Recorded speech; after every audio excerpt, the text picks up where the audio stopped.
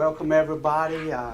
Appreciate everybody coming, the news media, the guests. We have our commissioners here today with us. We got several law enforcement agencies here with us. If I'm grinning, I've got a reason to be grinning. This is a glorious and happy day for all of us here at the Harnett County Sheriff's Office, as well as all law enforcement across this country. Today, we're here to welcome back Officer or Corporal Cook. As most of you know and have covered this story, I want to give you a little bit of background on it. On April 14, 2018, Corporal Eric Cook was dispatched and responded to a call of a possible location of a previously reported missing juvenile in Cameron, North Carolina. Upon arrival in the area, Corporal Cook located the juvenile behind the shopping center off Highway 87. While attempting to gain information from the individual about his identity, the suspect fired a previously concealed .45 caliber handgun at Corporal Cook, striking him in the face and chest. The round that was fired at his head entered near his left cheek and exited near his right eye. The round that was fired at his chest was captured by his body armor. After Corporal Cook was shot, miraculously he was able to make a clear radio transmission and converse with responding deputies about the suspect's description. With the help of assisting agency, the suspect was captured nearby several hours after the shooting. Now, let me say this. Corporal Cook is here for several reasons. First of all, God had a plan for him. God protected him. And God also laid his healing hands on him. Now, his vest played a major role in his survival because this man also shot him point blank range in the chest. So what we're here now that I'd like to do in this support you have, this is his squad and the rest of his fellow officers here. At this time, I'm going to tell you a little bit about the Purple Heart. A law enforcement Purple Heart is a term to describe an American law enforcement medal which may be issued to a law enforcement officer who is wounded or killed in the line of duty. The term is loosely based on the Purple Heart Medal issued by the United States Armed Services. The Harnett County Sheriff's Office utilizes a solid purple merit bar to recognize a deputy who has received a law enforcement Purple Heart. This merit pin may be worn on his merit bar as a visual reminder of his bravery and the sacrifice that he made. So at this time, I'm going to step over here and I'm going to ask his lovely wife, Melissa, to do the honors.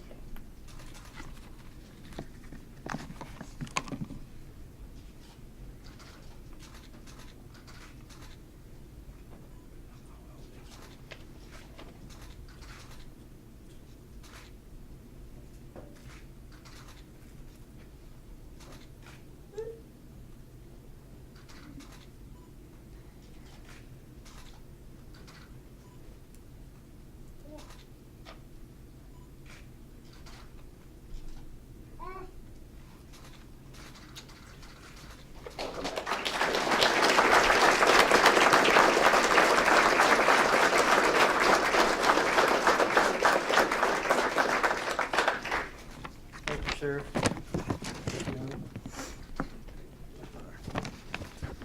If you got a few words to say, good afternoon, ladies and gentlemen. Thank you for coming out today. I'm Corporal Eric Cook with the Harnett County Sheriff's Office. As all of you know, I was involved in a serious incident back on April 14th of 2018. Now, after almost a year of recovery and a lot of physical therapy, I have recovered, with the exception of some permanent nerve damage. It has taken a lot of determination and commitment over the last 10 months. I'm happy to say that I am back to work, full duty, and able to continue serving the citizens of Harnett County. I'd like to first and foremost thank God for protecting me on that day. It's because of Him that I am able to stand before you and speak to you today. Over the last 10 months, my family and I have been shown a lot of love and support. I would like to thank all of the first responders, all supporting personnel from our area and surrounding areas that assisted that night. I am extremely grateful to the EMS personnel, Cape Fear Valley Hospital staff, UNC Memorial Hospital surgical teams, and staff for their amazing care that I received.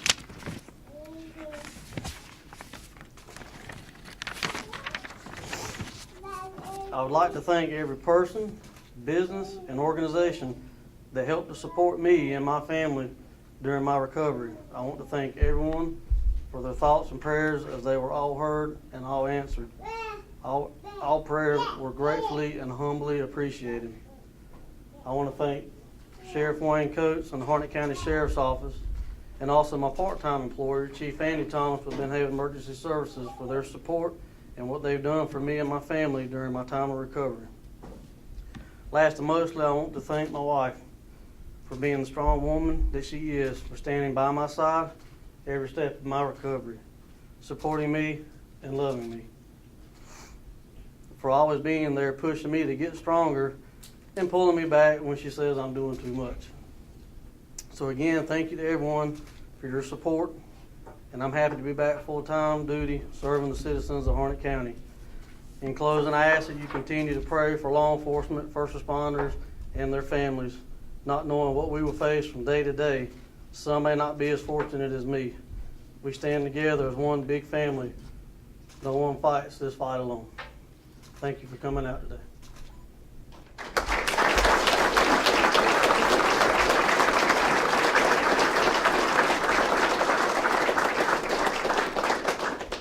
Thank you, and he'll take a few questions. One also group I would like to recognize is the DA. Their full staff is down here as well, and as we all know, they're going to be handling the case. But at this time, I'm going to leave it up for some questions. Eric, got a quick question for Yes, you. sir. I'm Gilbert Bailey with WRL.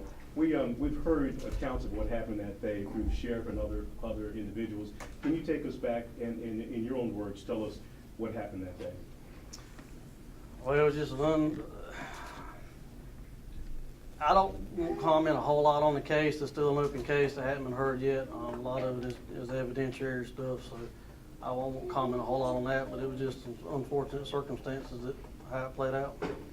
You've made reference to God being there for you. Yes, sir. You can't do that unless you have God in your life, throughout your life. Talk about that and what role that plays day to day when you go out on duty. Well, I'm a Christian. That's how I was raised. I believe in God. And if you work and live the way He wants you to, He will see you through whatever task is set before you. And I believe wholeheartedly that my strength and my faith is what has helped me cope with this and got me through this and got me back to where I am now. Talk about your rehabilitation. Give us kind of a timeline of what you went through. After surgeries, I was down for about 6 to 8 weeks, and then I started physical therapy, working with my ankles from where my foot broke. And I worked for regular therapy and went into conditioning therapy to come back to work, which is a little bit more extensive than regular physical therapy, work conditioning therapy. Everything else has just been a waiting game and letting it heal up on its own, letting the bones heal, letting the eye heal. If you think back to that night, what was going through your mind? A lot of people wouldn't have radioed in for help, you know? Walk us through kind of that, what that was like. At the point where the incident took place, Yeah. gosh, so many things go through your mind at that point. But you resort back to training and you do what you're trained to do, and that's what gets you through. But there's so much that runs through your mind. What just happened? Thoughts of your family. I mean, it's a lot to put into words. It's just so much that goes through your mind. But we train day to day, and you resort back to how you train. There is a young man in custody for this. I know that you probably had a lot of time to think about what happened. Any thoughts towards him, his family, just the idea that a team had his hands on a gun of that caliber? It is unfortunate, and I don't know what was going through his mind. I don't know why he done what he done, but it's just unfortunate, and I hate that he has made those decisions that he made at this early in life. But he made the decisions. He has to answer for them. Sheriff. Yes, sir. How did you feel, Chair would recap the video, how did you feel when at Cape Fear, whenever you waking up and your lovely wife and the good sheriff was standing by your side? Well, it made me feel good. It made me feel better once I had somebody there that I knew. But I was kind of in and out for a brief period at Cape Fear.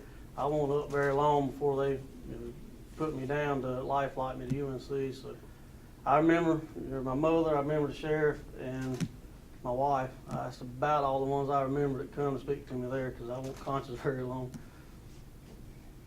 What does it mean to you to be back on the job today? I know a lot of people might have thought about maybe not coming back to it. It means a lot to me. This is a job, when I started back in 2007, the more I done it, the more I loved it. And a lot went through my mind when this happened. Was I going to be able to go back? Because I didn't know what I was going to do. This is what I loved and enjoyed doing. But luckily, I feel really good myself, and I'm able to return back to work. And I feel really good. A lot of folks standing behind you there. That's your team. Yeah. I see them shaking their heads as you make your comments here. What, Yeah. Some was my squad, some was just fellow coworkers. talk about the importance in your recovery with this group back here. The more support you have, the easier it is. When you got somebody to coach you along and kind of give you reasons for coming back, makes it worthwhile. It makes it easier. What was the most difficult part of the recovery, of the rehab? Rehab was, physically, was my ankle, my foot, the nerve pain. That was the biggest thing, getting used to putting pressure back on that foot again, getting the muscles and the ligaments and tendons strengthened back up. So that was, to me, that was physically, that was the worst part, was my ankle. Did you ever figure out when you broke your ankle? Some point when I fell. Because the sheriff described the scene as being a log. I didn't know if you ever remember tripping over it or. It was an old cutover. It's probably a cutover 2 or 3 years prior, so there was some new growth, old stuff still laying down, a lot of twigs and sticks. It could have been anything that caught my foot. Were you conscious the whole time during the attack? Yes, Thoughts on that? it's an eye opener. It definitely will change the way I handle calls, the way I look at things. What are you going to do different now, you think? Be more aware. Something that we're all taught is complacency will get you hurt. And that's something that new and upcoming officers need to realize it, and old veterans need to realize it. This was a missing team. Do you have any reason to believe he was armed? And was going to talk about that a little bit. That's right. It was, to me, initially, it was a routine location or possible location on a runaway juvenile. No notes or thoughts that he would have been on. And it's something we'll have to assume now, because you never know. But I've done the job for so long, like I was explaining to him, complacency is a normal call that I've done for 11 years and never had any trouble. It only takes that one time, to get you hurt. So it's something we have to be more aware of. What are your feelings returning to duty? Oh, I feel good. It's a sense of being back to normal to me. I wondered how I'd feel putting the uniform on, but it feels really good. To me, it feels normal. It's what I was meant to do. I feel good to be back.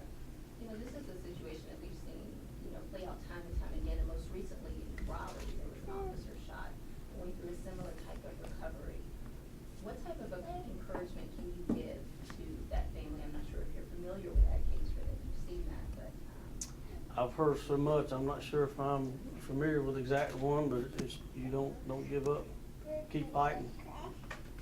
It's just a hurdle that you have to overcome and push through. It's just you don't give up. You got family, you got support, you talk, and you figure it out and you work through it, you get over it. I'm wondering if your wife has anything she'd like to say.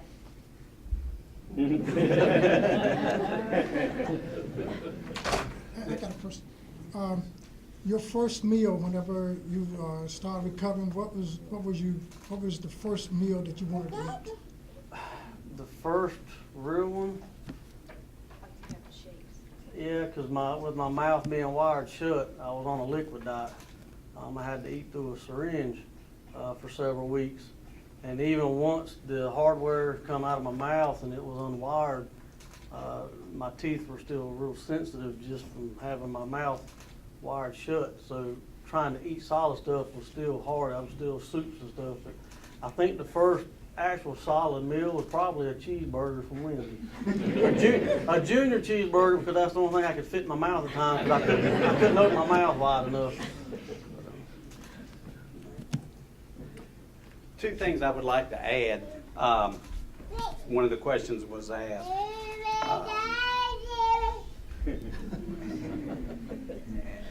Melissa, when I went to Chapel Hill, my wife and I went up there, and one of the thoughts run through my mind was, at some point in time, I may have to ask Eric, does he even want to come back?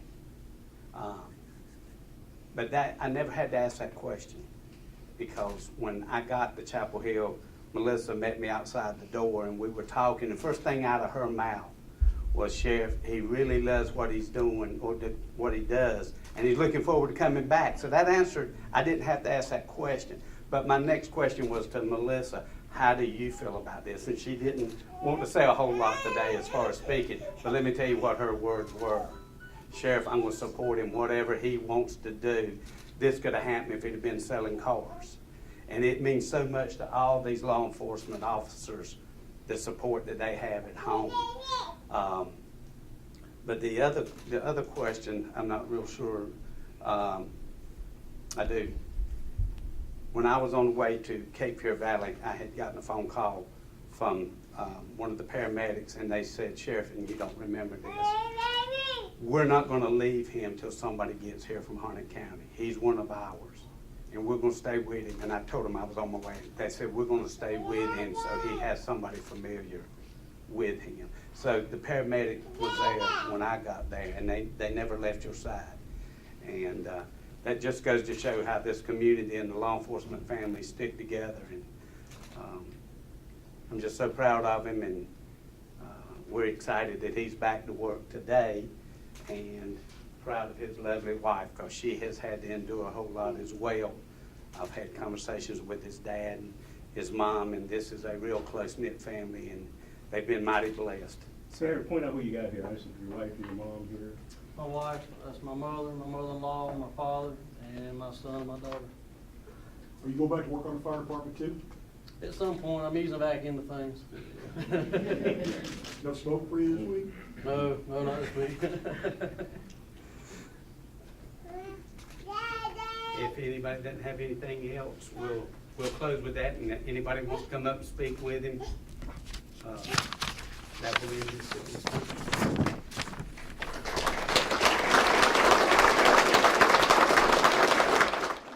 Yes, I'm Linda Cook. I'm Eric Corporal Cook's mom, and I just want to welcome him back to the job that he loves.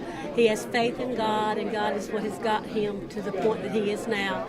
And we're just thankful for all the blessings and the miracles that have happened in his life. And I'm just glad he's able to go back to serve the community and do what he loves doing best.